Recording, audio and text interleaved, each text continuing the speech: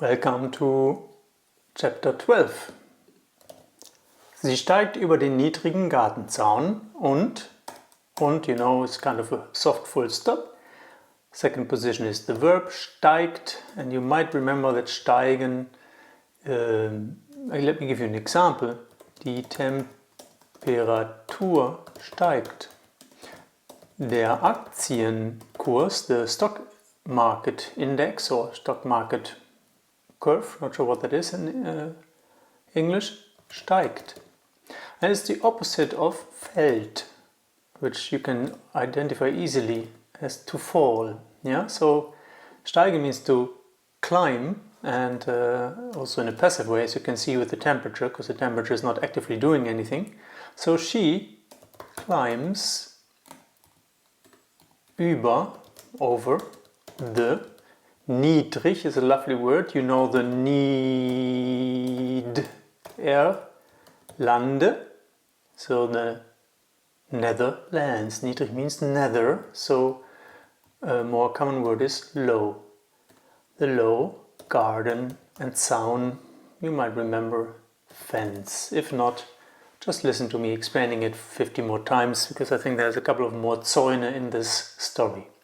So she's climbing over the garden fence, and remember we had an and at the end.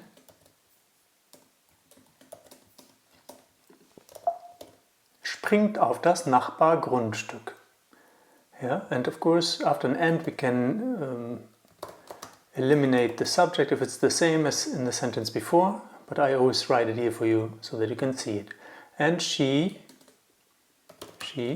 in springtime, everybody is jumping out of joy. Jumps.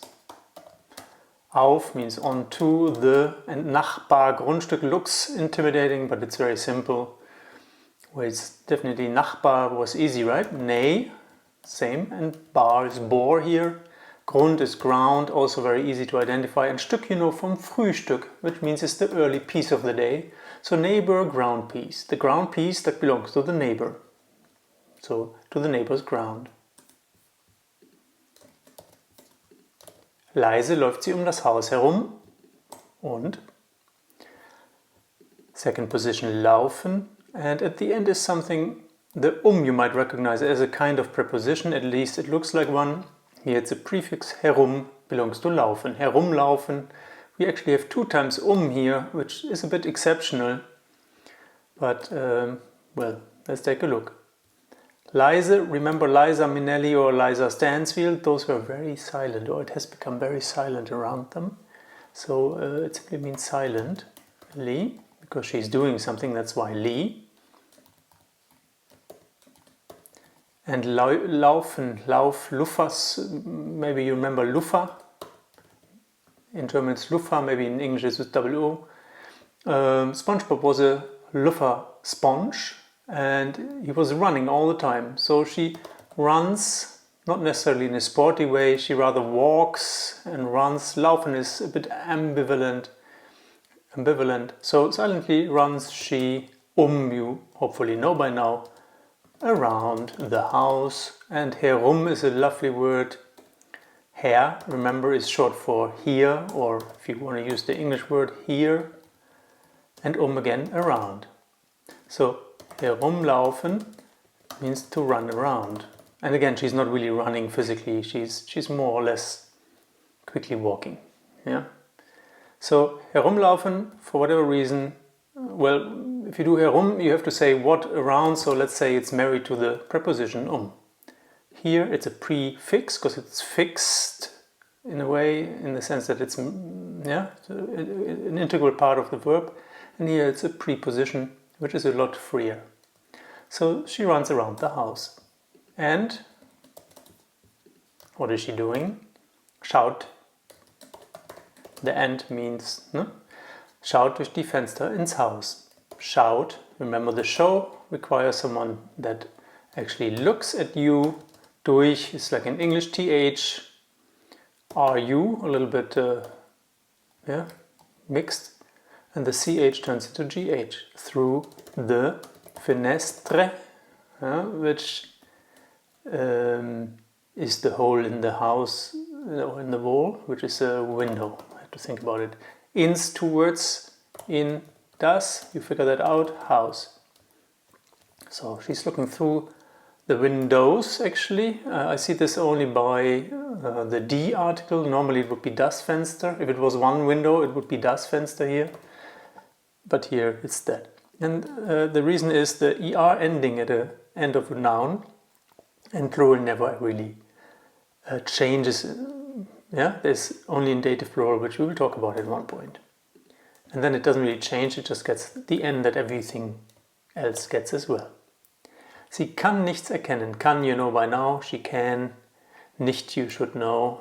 She cannot. But this little s will still play a role. And here's another word that looks similar to kann, but it's can, somehow related to kennen, to know.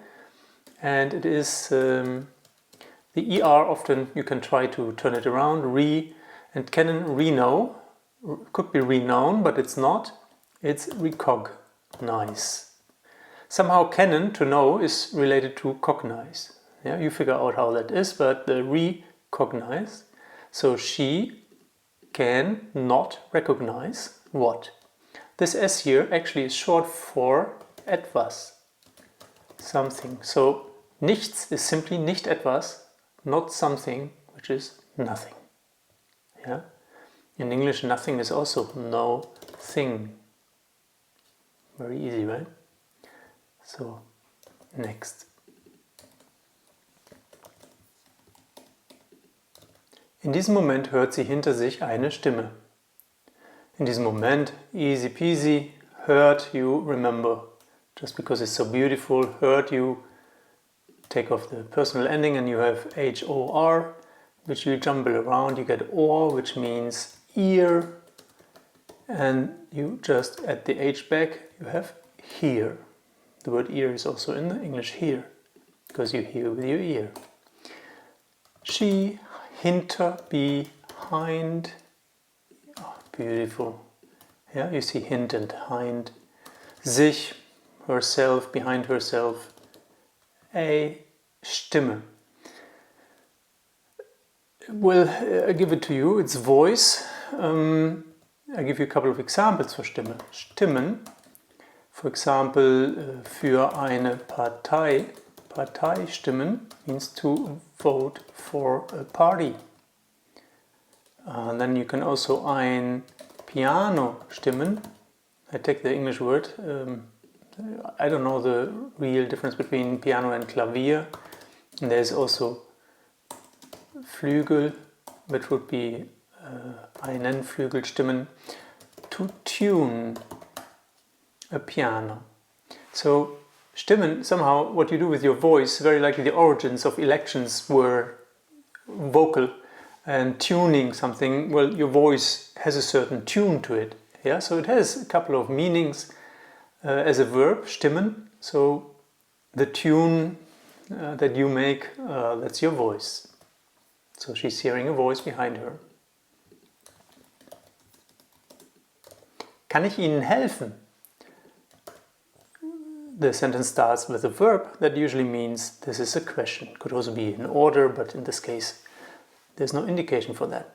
So can I, very obvious, Ihnen, capital I, means sir or madam, you, sir. And here it's madam, but I do this because the capital I is here. And helfen is, if you take a look at this and remember that the F sometimes turns into a different letter, for example, Bischof oder Schiff oder Schaf, yeah? Then you know this is help. Can I, you sir or madam, help? Can I help you sir? In this case, can I help you madam? Yeah? The Z is independent of the gender. I just use this for you to remember that it's formal. Sie dreht sich erschrocken um. We have dreht and we have a little tiny word at the end, which usually means it belongs umdrehen to the verb, and the sich is there. Usually it's very close to the first verb. Yeah, 90% if not 99% directly after the verb, but sometimes there might be something squeezing in there. So sich umdrehen, we had the before, which simply means herself around, and drehen, let me give you a little advice for that. einen Film drehen, which simply means you do this with a camera, because that's what they did 100 years ago, right? And you turn the movie. Yeah? Drehen basically means to turn. You turn the lever to move the film forward. And that's why we say einen Film drehen still today, even though you just push a button very likely. So she turns around. Yeah? She turns herself around, and in what manner does she do that? In an erschrocken manner. And erschrocken you might remember if I give you the infinitive erschrecken, erschrecken, and in the word erschrecken is the word Shrek. And that's possibly why they named him this way, because he was quite a Shrek. Yeah? Erschrecken means to scare. So scared, or yeah, it's kind of a jump scare.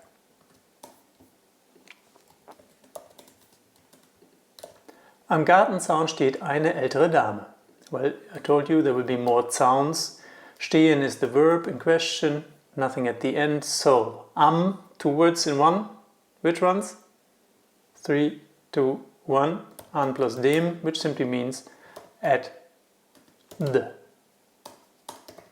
Yeah, could also be on the, but in this case it's at the because it is the garden fence. And there she doesn't, well, she kind of stays in a standing manner. alt, easy to recognize. ALT turns into OLD. Yeah, alt, alt.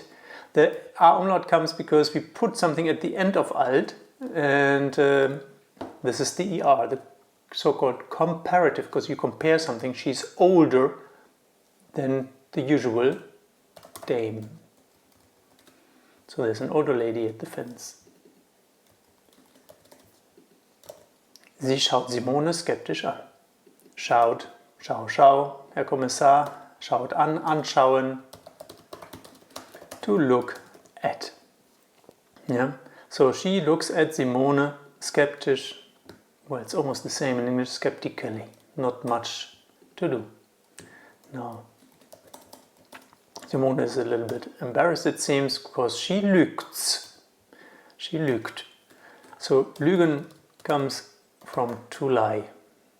And it means to lie like Pinocchio. Yeah? She doesn't lie down suddenly. She actually, her nose is growing. Lüg. Lüg. Maybe you remember Star Wars, there was a guy called Luke Skywalker. Yeah? And man, that man lied from A to Z. Yeah? Horrible to watch. So Luke Skywalker, or maybe it was the German version, who knows? Yeah? She was lying.